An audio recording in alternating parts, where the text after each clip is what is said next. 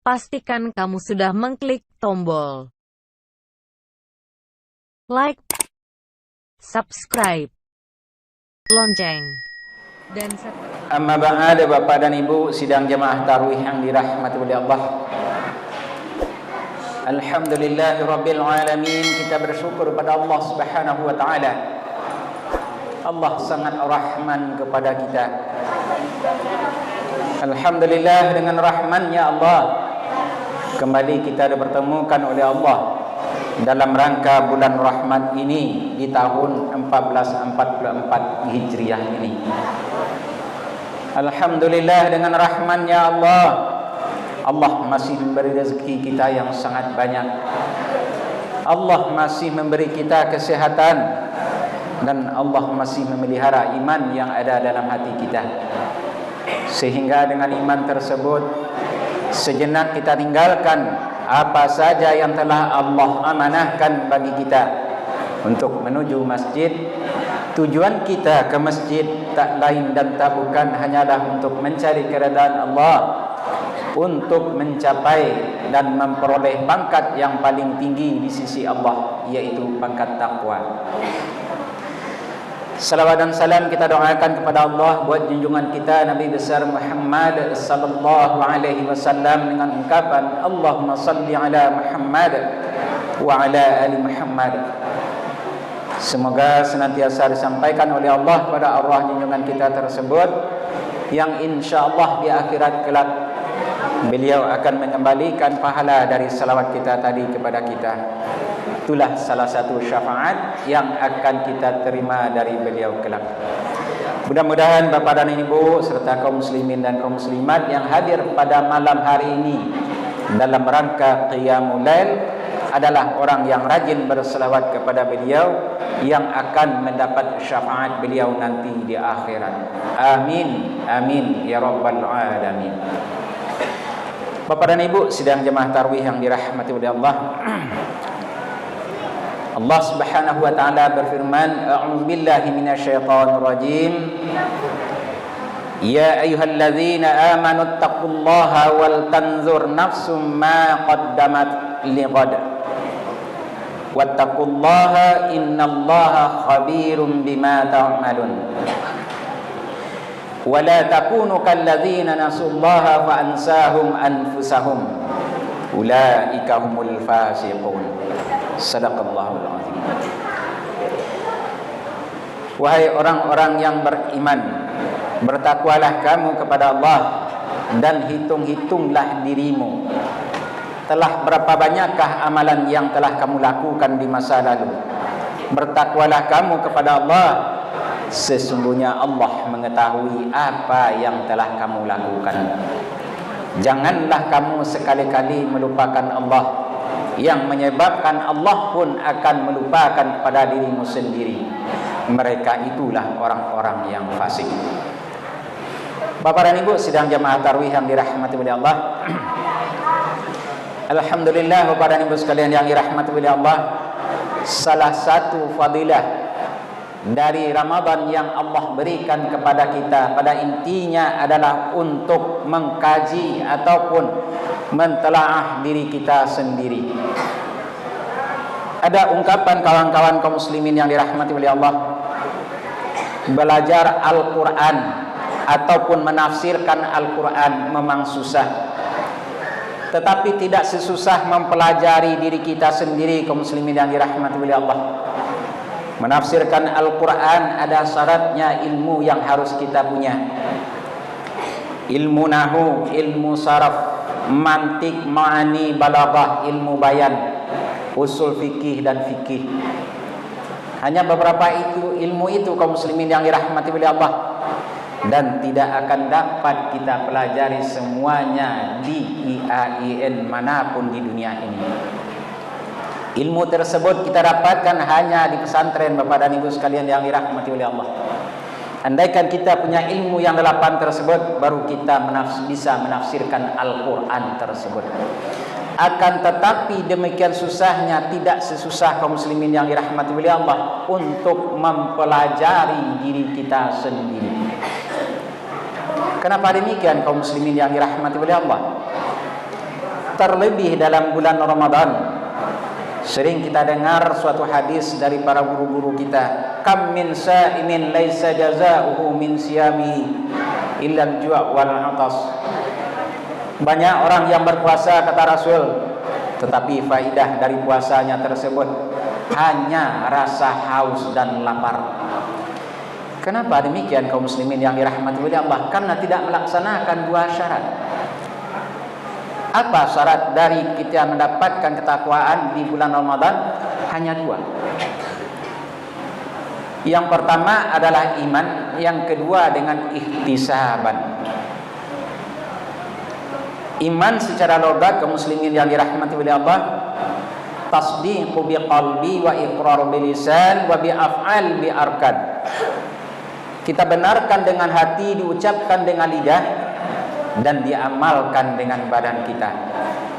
Artinya mengakui bahwa segala sesuatu yang kita lakukan berupa ibadah memang datang dari Allah Subhanahu wa taala.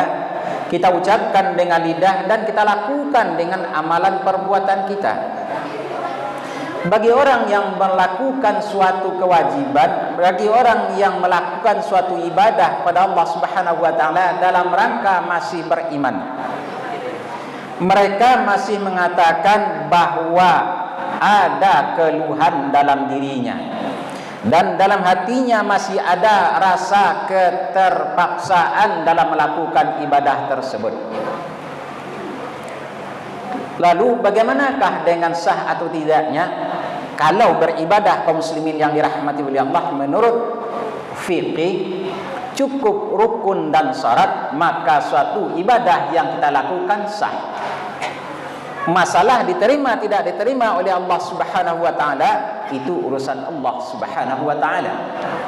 Masalah diberi pahala tidak diberi pahala oleh Allah Subhanahu wa taala itu urusan Allah. Terlebih lagi dalam melaksanakan ibadah puasa, as-saumu li, kata Allah Subhanahu wa taala, puasamu itu adalah untukku, fa ajzah bih, maka aku yang langsung akan membalasi terhadap puasamu, kata Allah Subhanahu wa taala. Bapak dan Ibu sekalian yang dirahmati oleh Allah, kalau orang yang beriman tadi masih ada merasakan berat, masih ada keterpaksaan dalam melaksanakan ibadah, tetapi bagi orang yang bertakwa kepada Allah Subhanahu wa taala dalam melaksanakan ibadah, tiada lagi merasakan keterpaksaan, tiada lagi merasakan bahwa ibadah tersebut merupakan kewajiban bagi dirinya, akan tetapi merupakan sesuatu yang dia butuhkan bagi batin dan fikirannya. Belum tentram hatinya, belum tenang fikirannya sebelum beribadah kepada Allah Subhanahu wa taala. Apapun bentuk ibadah yang Allah perintahkan bagi orang yang bertakwa tersebut, dia tidak memandang bahwa itu adalah wajib bagi dirinya, tetapi dia mengatakan dalam dirinya bahwa ibadah yang diwajibkan Allah adalah untuk keperluan dan untuk kepuasan batin dan dirinya sendiri. Sehingga dalam melaksanakan ibadah kaum muslimin yang dirahmati oleh Allah, orang yang bertakwa kepada Allah tersebut merasakan enak dan lezat dalam beribadah kepada Allah Subhanahu wa taala. Mungkin hal ini kaum muslimin yang dirahmati oleh Allah seiring dengan orang yang sufi. Salah satu contohnya kaum muslimin yang dirahmati oleh Allah, Rawiyah Al-Adawiyah. Beliau berpendapat dalam kata sufinya, jikalau aku beribadah wahai Allah hanya ingin mengharapkan surgamu, maka jauhkan surga itu dariku. Jikalau aku hanya takut masuk neraka, aku beribadah kepadamu, maka benamkan aku ke dalam nerakamu. Tetapi wahai Allah, aku beribadah karena inginkan sayang darimu, maka sayangilah aku wahai Allah. Ringan kelihatan kaum muslimin yang dirahmati oleh Allah, tetapi sangat mendalam dalam hal ini.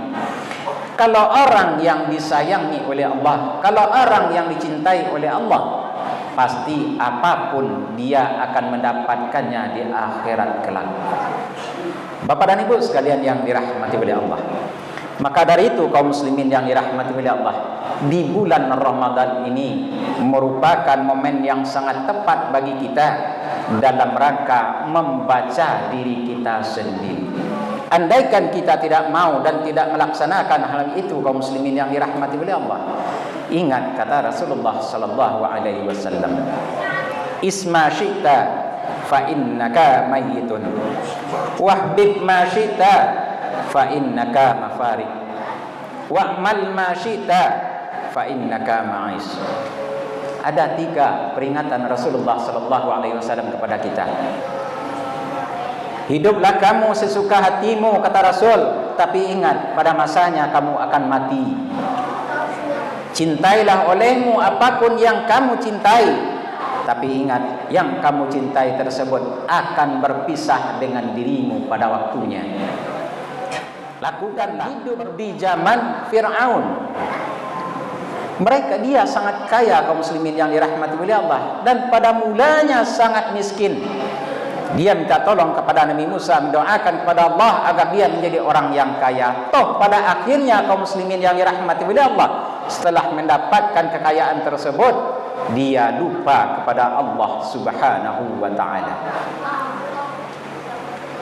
Makanya kaum muslimin yang dirahmati oleh Allah, dalam sebuah hadis yang lain juga Rasulullah sallallahu alaihi wasallam bersabda yang artinya, belum akan bergerak kaki seorang hambaku di akhirat sebelum menjawab 4 pertanyaan dari Allah. Yang pertama tentang umur kita. Umur yang Allah berikan kepada kita, kemana kita habiskan, akan kita pertanggungjawabkan di hadapan Allah. Selama kita hidup 40 tahun, 50 tahun, 60 tahun, 70 tahun sampai 80 tahun kaum muslimin yang dirahmati oleh Allah, semenjak kita balik berakal akan kita pertanggungjawabkan di hadapan Allah umur yang Allah berikan tersebut. Kemana kita pergunakan? Yang kedua tentang jasad atau badan kita, akan Allah pertanyakan kepada kita kemana badan kita pergunakan. Mungkin badan kita yang kekar kaum muslimin yang dirahmati oleh Allah dilebihkan oleh Allah Subhanahu wa taala kekuatan dan keberanian. Apakah gunanya untuk menindas orang?